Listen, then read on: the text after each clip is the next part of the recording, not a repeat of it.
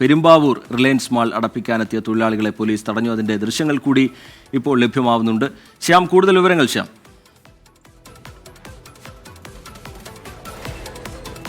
Rijith, നേരത്തെയാണ് പെരുമ്പാവൂരിലെ Reliance mall അടപ്പിക്കാനായി തൊഴിലാളികൾ സംഘം ചേർന്നെത്തുകയും അവിടുത്തെ ജീവനക്കാരോട് കയർക്കുകയും ചെയ്തത്. വിവരമറിഞ്ഞ പോലീസ് സംഘം അവിടെ എത്തുകയും ഈ സ്ഥാപനം അടപ്പിക്കാൻ സാധിക്കില്ല എന്ന് തൊഴിലാളികളെ അറിയിക്കുകയുമായിരുന്നു. അവർ പോലീസുമായി പ്രതിഷേധിച്ചു.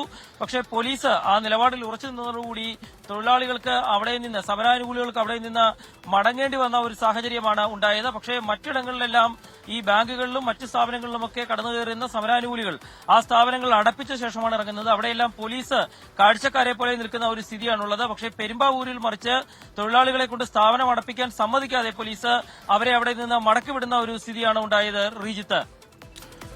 എസ് ശ്യാംകുമാർ കൊച്ചിയിൽ നിന്ന് വിവരങ്ങൾ നൽകുകയായിരുന്നു. പൊതുപടിമുടക്ക് അതിന്റെ 12ാം മണിക്കൂറിലേക്ക് കടക്കുന്ന ഘട്ടത്തിൽ വാഹനങ്ങൾ തടയുന്നുണ്ട്. സമരാനുകൂലികൾ കടകൾ അടപ്പിക്കുന്നുണ്ട്. പ്രവർത്തിക്കുന്ന ബാങ്കുകൾ പോലുള്ള സ്ഥാപനങ്ങൾ അടപ്പിക്കുന്ന നടപടിയിലേക്കൊക്കെ സമരാനുകൂലികൾ കടക്കുന്നുണ്ട്.